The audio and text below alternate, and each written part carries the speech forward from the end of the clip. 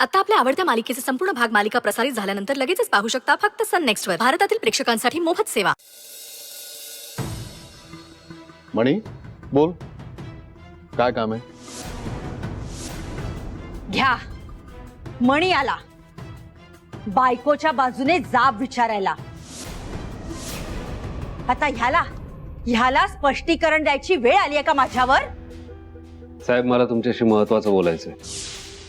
बघितलं संचिता, आता आपली कंप्लेंट साहेबांकडे होणार, मग आपण नोकरांची आश्रितांची माफी मागायची. बाय शालिनी, आतापर्यंत मी तुमचं ऐकून घेतलं. आता मणी काय म्हणतोय ते मला ऐकायचंय. मणी बोल, काय म्हणायचंय तुला?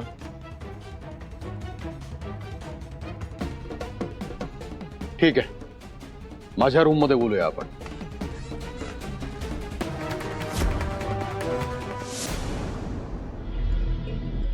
बस. अरे बस. नाही, मी ठीक आहे. बरं मला सांग, काय झालंय? तुझ्या चेहऱ्यावर एवढा राग का दिसतोय? काय झालंय, काय सांग ना. अरे म्हणे, माझ्यावर विश्वास नाहीये का तुला? बोल ना.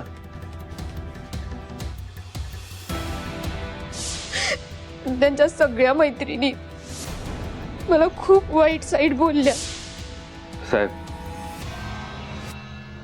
आजवर माझ्यामुळे शालिनी मॅडमला त्रास झाला, पण आता स्वानंदीच्या येण्यामुळे त्यांना अजूनच त्रास होतोय.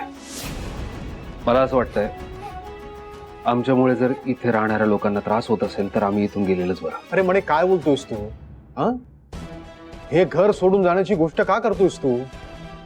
आणि कोण म्हणालं की तुमचा शालिनीला त्रास होतोय म्हणून? अरे तिचा स्वभाव तुला माहिती आहे ना, लहानपणापासून तू ओळखतोस. ती सारखी अशी चिडलेलीच असते.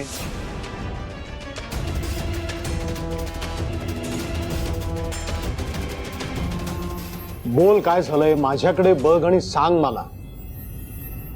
बोल. साहेब, आज मी जो काही आहे तो तुमच्यामुळे, या घरामुळे. त्यामुळे तुमच्यासाठी वेळेप्रसंगी या घरासाठी मी जीव द्यायलाही मागे पुढे बघणार नाही. पण साहेब, स्वानंदी बायको आहे माझी. त्यांचं रक्षण करणं, त्यांना त्रास न होऊ देणं नवरा म्हणून कर्तव्य आहे माझं. ठीक आहे, मला हे सगळं समजलं, पण तू आत्ता इतका का चिडलायस ह्या मागचं कारण अजून स्पष्ट झालेलं नाहीये. सांग ना, काय आहे? साहेब, शालिनी मॅडमच्या मैत्रिणी आल्या होत्या घरी. तेव्हा शालिनी मॅडमने स्वानंदीला काही खाण्याचे पदार्थ बनवायला सांगितले. काय? साहेब, स्वानंदी प्रेग्नंट आहे.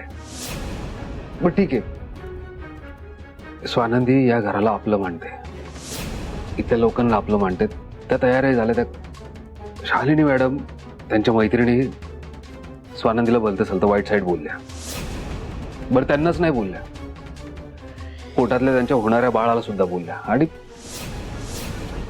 साहेब, स्वानंदी हर्ट झाली आहे. त्या प्रेग्नंट त्यांची मानसिक अवस्था खालावली खूप. मला असं वाटतंय, आमच्या इथे राहण्यामुळे जर इथल्या लोकांना त्रास होत असेल तर आम्ही खरंच इथून जातो.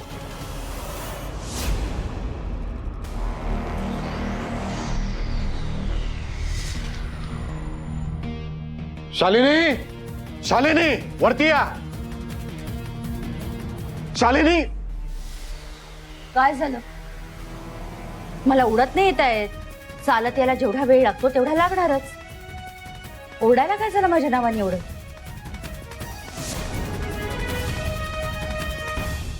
अच्छा, आत्ता कळलं.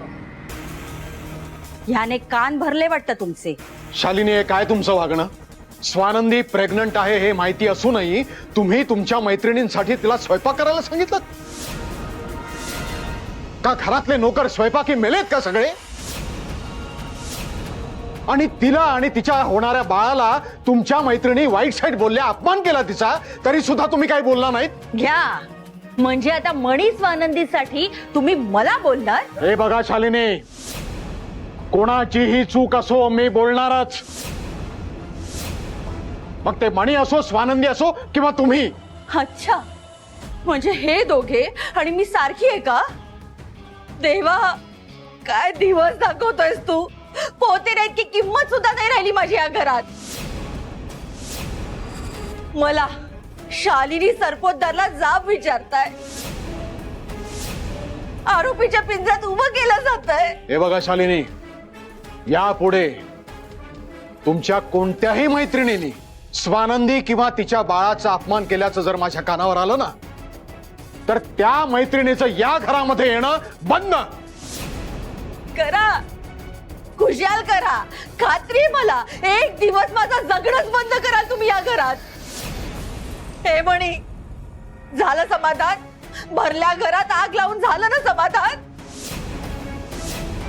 जा, जाऊन सांग तुझ्या स्वानंदीला मी मस्त आग लावली आहे घरात. तेव्हा जगणं कठीण या घरात.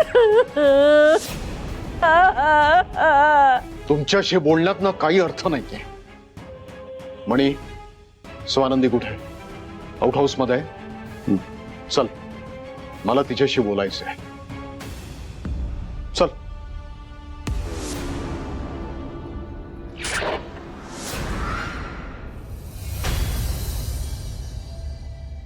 स्वानंदी, साहेब तुम्ही बस बस. अगं बस.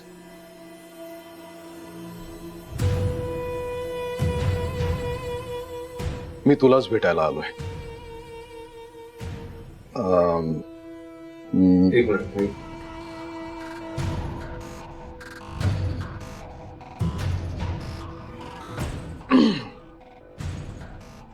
मणीने मला सांगितलं काय झालं ते, आणि त्याबद्दलच बोलायला आलोय. पण त्याआधी मला सांग, तू बरी आहेस ना? स्वयंपाक करताना काही त्रास तर झाला नाही ना? नाही, मी ठीक आहे. स्वानंदी, असं म्हणतात की अन्याय करणाऱ्यापेक्षा अन्याय सहन करणारा हा मोठा गुन्हेगार असतो. आणि मला एक कळत नाहीये की तू हा अन्याय सहन कसा काय केलास? तू बोलली का नाहीस काही? तुझ्याकडे माझा पर्सनल नंबर आहे ना, मला फोन का नाही केलास? मी हे सगळं होऊच दिलं नसतं.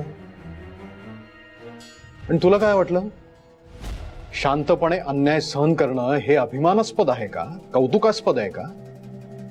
शुद्ध वेडेपणा आहे. मला एक गोष्ट कळत नाहीये की शालिनीच्या मनात तुझ्याविषयी एवढा राग काय. हे कधीही न उलगडणारं कोड आहे माझ्यासाठी. पण तुझ्यासारखी शांत, गरीब, प्रेमळ मुलगी कोणालाही आवडेल. शालिनीचं हे रोजचंच आहे. आता तुम्ही घरातले आहात म्हणून तुम्हाला सांगायला काही हरकत नाहीये. पण शालिनी ज्या प्रकारे वागते ना, मला भीतीच वाटते.